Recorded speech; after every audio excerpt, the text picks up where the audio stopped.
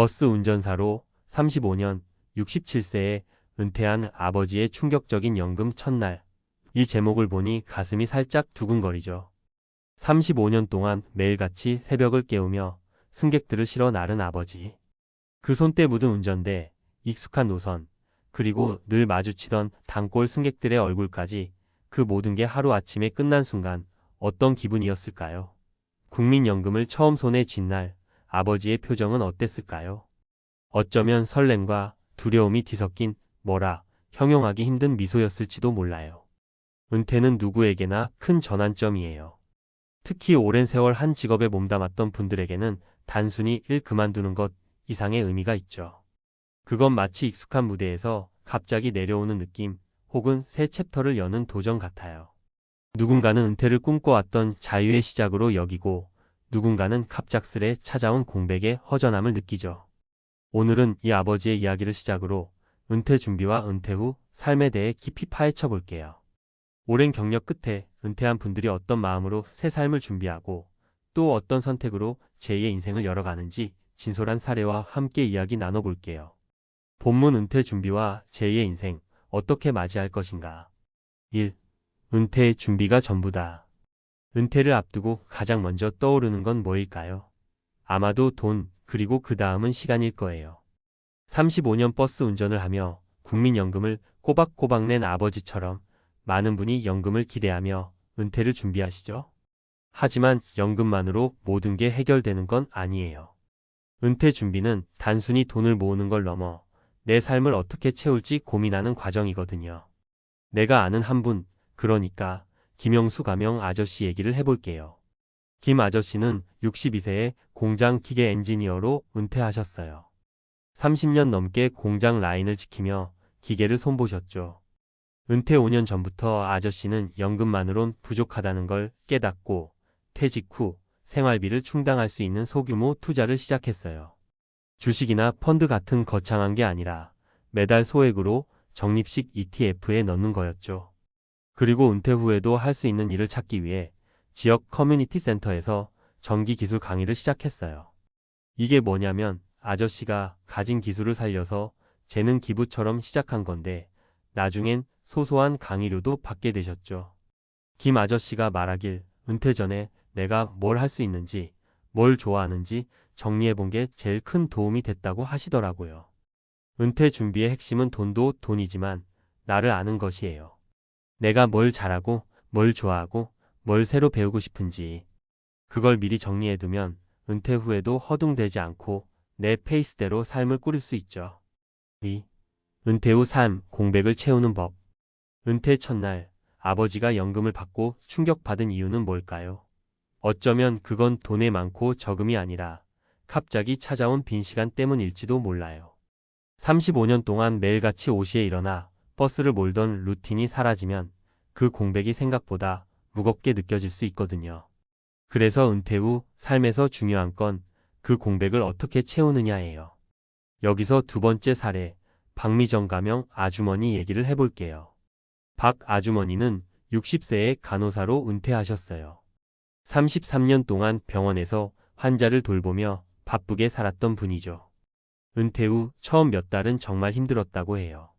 내가 아는 삶은 병원에서 환자랑 같이 호흡하는 거였는데, 그게 없어지니까 내가 없어진 기분이더라고 하시더라고요.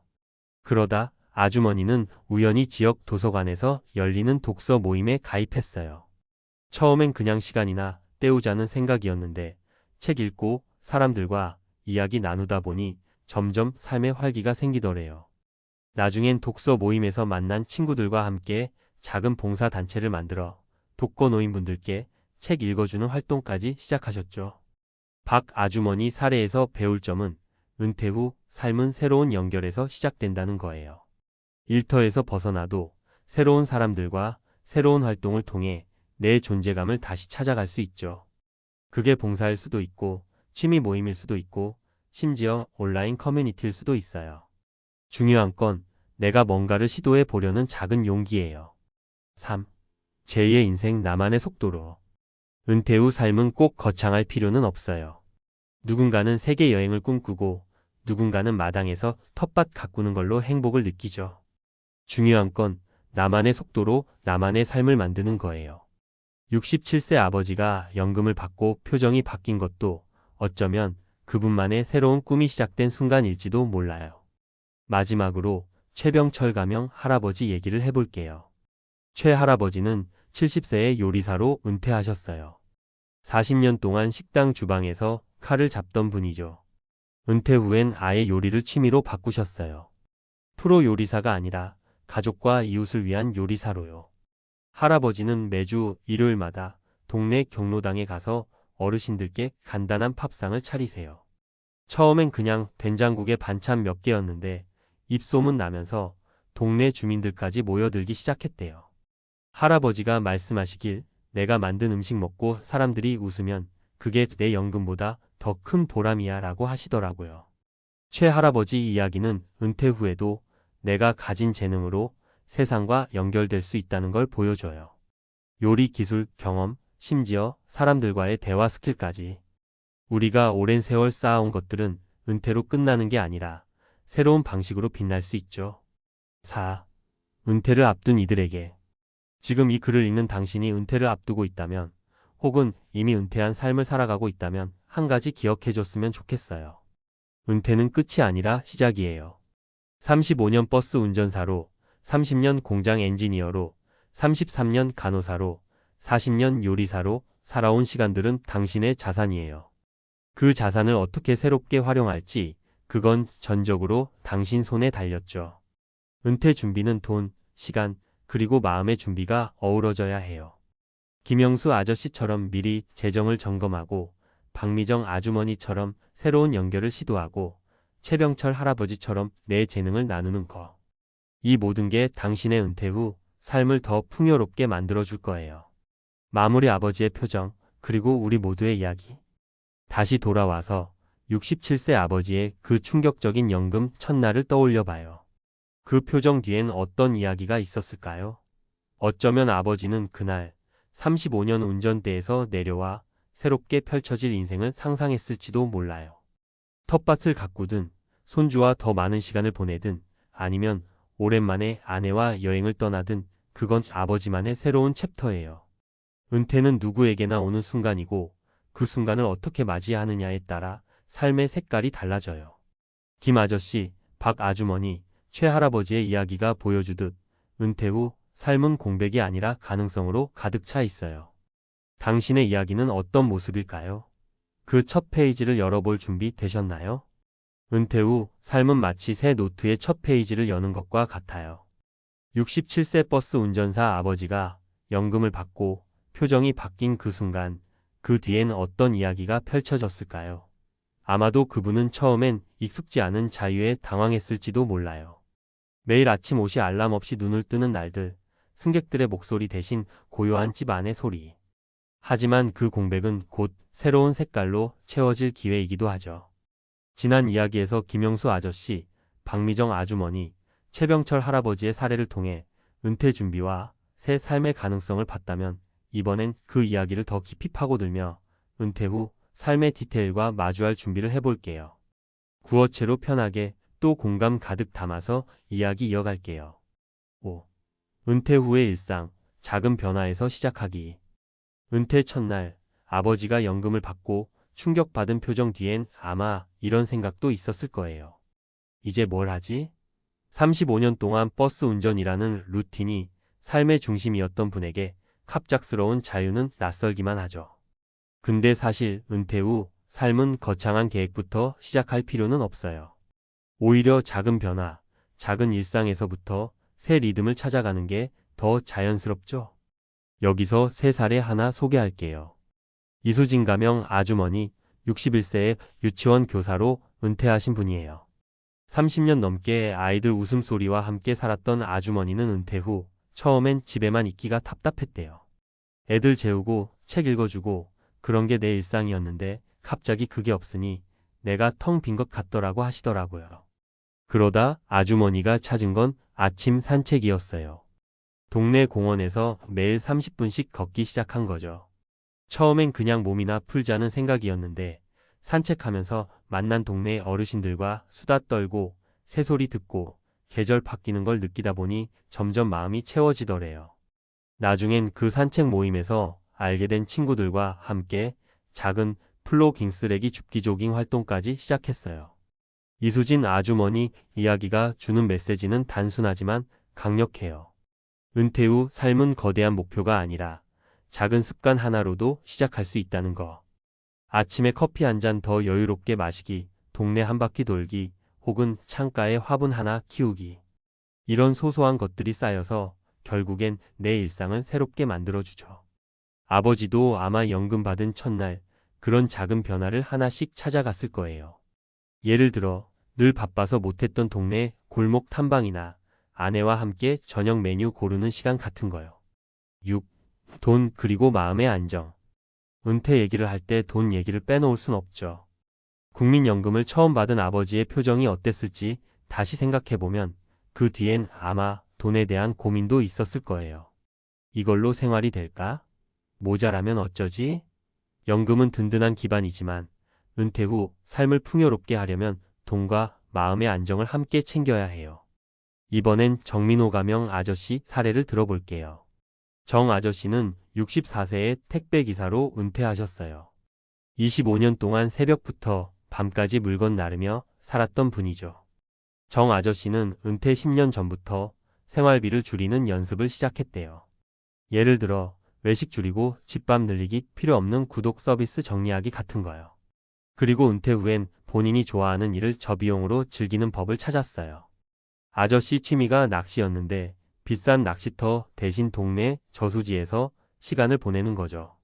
거기서 만난 낚시 동호회 사람들과 정보도 나누고 가끔 같이 밥도 해 먹으면서 돈 안 들이고도 행복을 찾으셨대요. 정 아저씨가 자주 하던 말이 있어요. 돈이 많다고 행복한 게 아니야. 내가 뭘 좋아하는지 알면 적은 돈으로도 충분히 즐길 수 있어. 이 말 진짜 와닿지 않나요? 은퇴 후 돈 걱정을 줄이려면 미리 생활 패턴을 점검하고 내가 진짜 원하는 게 뭔지 알아가는 게 중요해요. 연금이 많든 적든 그걸로 내 삶을 어떻게 꾸릴지 계획하는 게 핵심이죠. 아버지도 연금 통장 확인한 날 이런저런 계산을 해보며 새 삶을 그려봤을 거예요. 아마도 이제 좀 여유롭게 살아볼까? 하는 마음이었을지도. 7. 가족 그리고 새로운 관계. 은퇴 후 삶에서 또 하나 중요한 건 가족과의 관계예요. 35년 동안 버스 몰느라 바빴던 아버지에게 은퇴는 가족과 보내는 시간을 되찾는 기회일 수도 있죠. 근데 이게 생각처럼 쉽지만은 않아요. 오랜 세월 각자의 리듬으로 살아온 가족들이 갑자기 한 공간에서 시간을 많이 보내게 되면 오히려 갈등이 생길 수도 있거든요. 마지막 사례, 오경숙 가명 아주머니 얘기를 해볼게요. 오 아주머니는 63세의 백화점 판매원으로 은퇴하셨어요. 28년 동안 고객들 상대하며 정신없이 지내던 분이죠. 은퇴 후 집에만 있으니까 남편이랑 자꾸 부딪히더래요. 남편은 은퇴 후 집에서 TV만 보는 스타일이었고 오 아주머니는 활동적인 걸 좋아했거든요.